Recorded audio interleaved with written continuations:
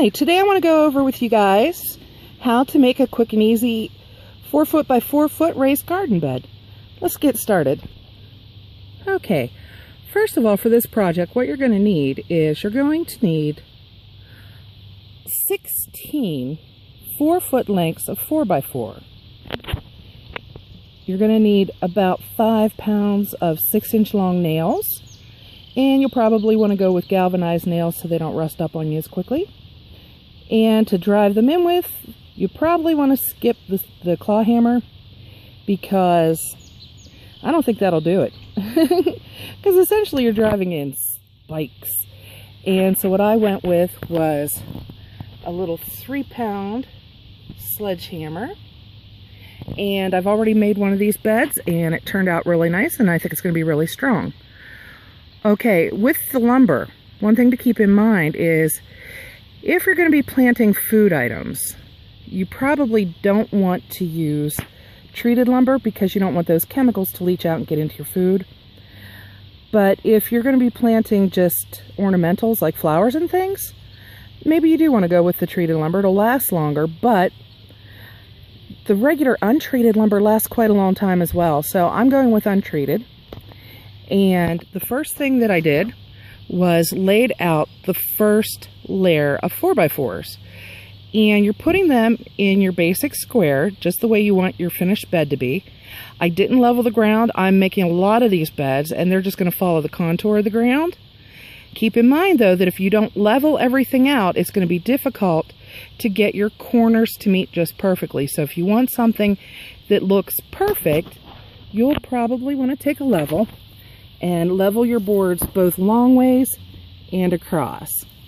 Then, as you lay out your square, you want to have the corners so that one piece ends and the other piece starts at the end of it, not beside it, at the end of it. And you'll see why with the next step. So you've done that with the first one, and then look, if you follow it over, you see that where it ends, the next one starts at the end of it. It goes into the side of the next one. Follow it along, and it's, again, like the first one, it's going off of the end of it. So basically what you're getting is that you can imagine that you're walking along a pathway, and they're leading you along it. And you get that laid out. And of course, as we're moving around in here and things, I'm knocking them around, and our corners aren't perfect anymore, but you've got it basically laid out. Now what you're going to do is, hey, look at my legs. You're going to take, sorry, late in the evening here, you're going to take, and at the ends, take your spikes and just nail a couple in.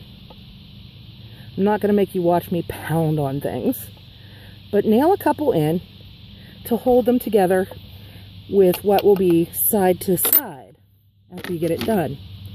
Okay, you're going to do that the entire way around, and then you'll have your basic square laid out and nailed together. Once you've laid out and nailed together your first layer, you can start on your second layer.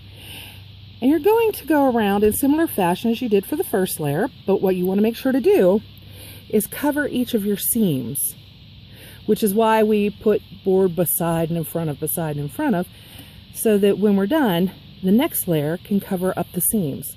The seams are just the spaces where the two boards meet. So on your second layer, you want to take your lumber and cover that. And then as you go around, each board will cover the seam from the preceding one.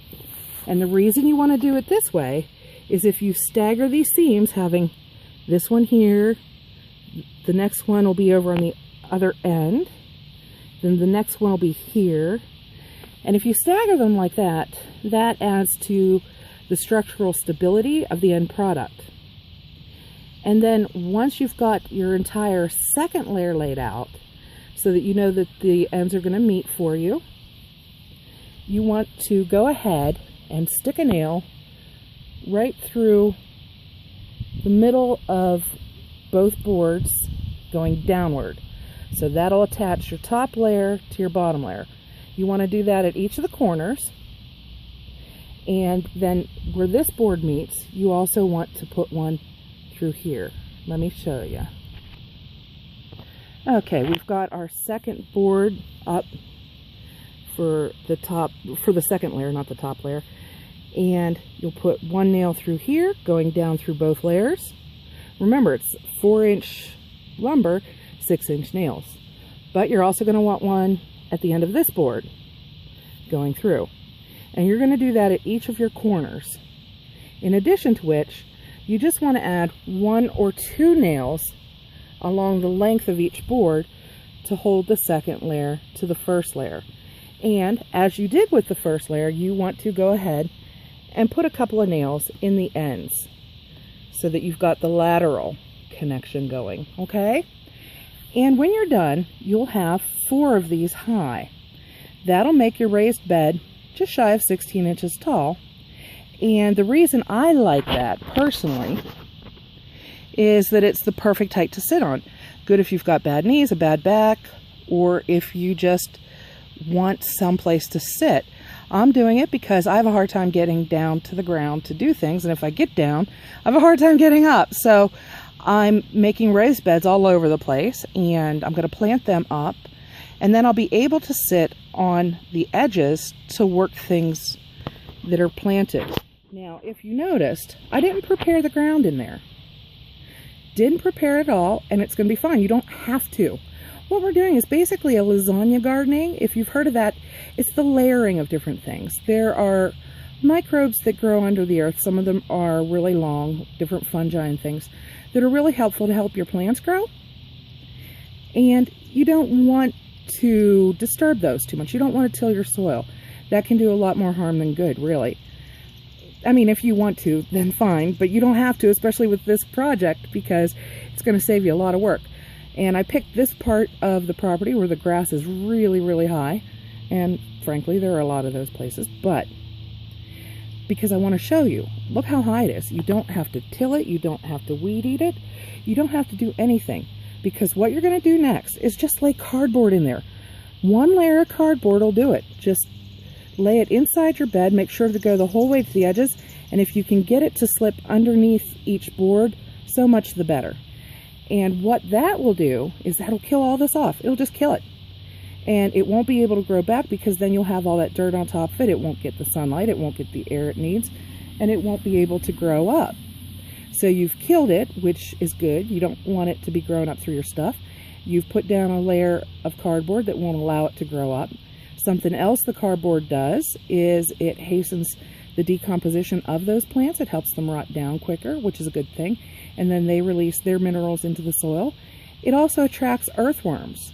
And then they are right there, ready to come up into your bed to help you with all their wormy glory. And it's just a wonderful thing that is. We all, if we garden, we want worms, as many as we can fit in a space. So drawing them to your bed is a plus. So why not take the easier way out and just lay some cardboard rather than digging? And especially since the digging does harm some things you might not want harmed, and the laying down the cardboard attracts some things you want attracted. One thing to remember if you do that is not to use the glossy pre-printed cardboard, because that's got chemicals on it that you don't want to leach into your soil. Use pretty plain cardboard. Let me show you. Just something like this, pretty plain cardboard. Anything like this will do, and just line the bottom of your bed with that. So you've got it built up to the 16 inches high, like this one here that you see before you. Unfortunately, I was working all day and didn't make it out here for the best part of the day to film. The sun's getting pretty low in the sky, but you get the picture. It's 16 inches high, perfect height to sit on, and you've lined it with your, yeah, look, a pizza box. You've lined it with your cardboard. I have that out here ready to go. You've lined it with your cardboard, and then you fill it with whatever you want to fill it with. Okay, one thing you want to keep in mind when you fill it is you want something that's not going to compact down and turn into like concrete. You want something that's going to be light and fluffy. It's going to have a lot of nutrients in it. It's going to be things your plants are going to be fed by and be able to grow through, and the worms are going to be able to make their way through. The water is going to be able to make its way through. So don't go with topsoil. Please don't. You will so regret that. Look at this bed. I did it, and you can see that I didn't have enough fill to the top. And oh, that's one thing. By top, I don't mean tippy top. You want to leave an inch or two at the tippy top so that when you water it, you don't blow all your soil out. But I wanted to have it up to just a couple inches from the top, but I didn't have enough to fill it with good stuff. But don't go with just topsoil. It's nutrient poor and it compacts down really well. I'm not saying you can't use it, but don't use just topsoil. You know, you can get a big shipment of it and it's super cheap. Well, that's great, but it's not going to do you a whole lot of good by itself. You need to add other things to it. You can either add compost that you've composted yourself. You can buy garden soil at the stores, and then you want to add something to it to lighten it up and help with drainage and things like that. And basically you can go with peat moss. A lot of people do, but you risk then turning your soil to acidic for your plants, in addition to which it's not really a renewable resource. The peat bogs are in trouble because we're emptying them out, really. But they are now doing cocoa peat. They call it coir, and it's made from, I think, coconut husks, all ground up. And it's really nice, and you can buy it in a block. It comes in like a brick, about a foot square and 6 inches deep, more or less, something like that. You know, I'm giving you a general parameter there, just to let you know that a block about that big, it comes to you, and what you do is you add warm water to it, and it soaks up the water, which breaks up this hard clump that they've extracted the moisture from and compressed it so it's a brick. And you add warm water, you reconstitute it, and it expands, and it's a lot of fun to play with and get to do that. And when you do that, it will fill like a 13-gallon tote, one little brick. So really nice product, really works well to do what you want it to do. Adds a little bit more texture to the soil, helps with drainage, and helps things to get the water in but not get too much water, and keeps it nice and light and doesn't mess with your pH. So there's some pointers that might help you out with that. And this is basically what the finished product looks like. And if you want your edges to be super, super neat, you'll want to level the boards out and make sure that the edges meet exactly right. I'm not doing that, so mine have a little bit of not perfect in the edge. I'm not looking for perfect. That one was really imperfect, but I'm not looking for perfection. I'm looking for something that works, and I need to crank this stuff out really fast because I've got probably, I'm guessing, like 30 of these to build this summer. So I'm looking to build like one a day and keep that going. So with that being the case, I'm cutting corners knowing that I'm going to pay for it in the end, meaning cutting corners at the corners. So this is basically how you do it. Really, really easy. Like I said, all you need is 16 lengths of 4 foot by 4 foot 4x4s, treated or untreated, depending on what you want to do with them and how you want to go. And then you lay out your first layer, nail it on the corners, line up your second layer, covering all the seams, nail it down to the first layer, nail in the corners from the sides, and keep going until you've got your 4. It's the perfect height to sit on.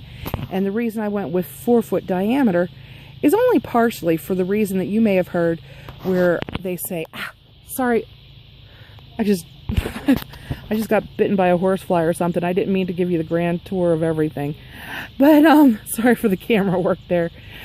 But the reason a lot of people say to go with 4 foot wide beds, you can go as long as you want, but they say go 4 feet wide, because you can reach into the center pretty easily if it's 4 feet wide. You can reach the middle to harvest and plant. But the reason I'm going with 4 foot squares is because I'm planting a lot of shrubs and bushes that need 5 feet of space between them, and I'm having a little bit of space between each bed, and when they get to maturity, they'll take up that space in between, and the roots can, if they need the whole 5 foot diameter, which they might, as a general rule, the tops of your bushes are probably about as big around as the roots need to be, and while that's a foot short compared to the maximum growth of the bush, that's only 16 inches down. And then if they need to spread out any bigger around, they can do that just 16 inches further down. And as they're growing, I'm planting other things around them, and easy to harvest from all sides, comfortable to sit on and reach the middle from all directions. And I figure that if it's only 4 feet long on each side, it's more structurally stable. The more length that you give to any side, the more chance you're going to need to reinforce it with things holding it up on the sides and the middle and things like that. With this, I can do it in kind of a modular fashion. Plus, being that I'm following the contours of the land, if I were making long beds, I would have to dig out, or I would have space underneath the boards in the middle where my soil would escape. So it keeps me from digging. I can do these small modular pieces, and I can line them back to back to make long beds, and then they'll just have 8 inches every 4 feet instead of 4 inches, where, you know, there's a little bit of space. But, you know, to lose 8 inches every 8 feet, no big. So that is how you do it. And if you have any questions, feel free to write them in the comments. And if you go ahead and build your own, I'd love to see them, love to see what you're growing in them. And just take it easy. Don't wear yourself out. Go with the easiest way to do stuff and get it done, and just enjoy your life. Until the next time, thank you again for joining me. Bye-bye.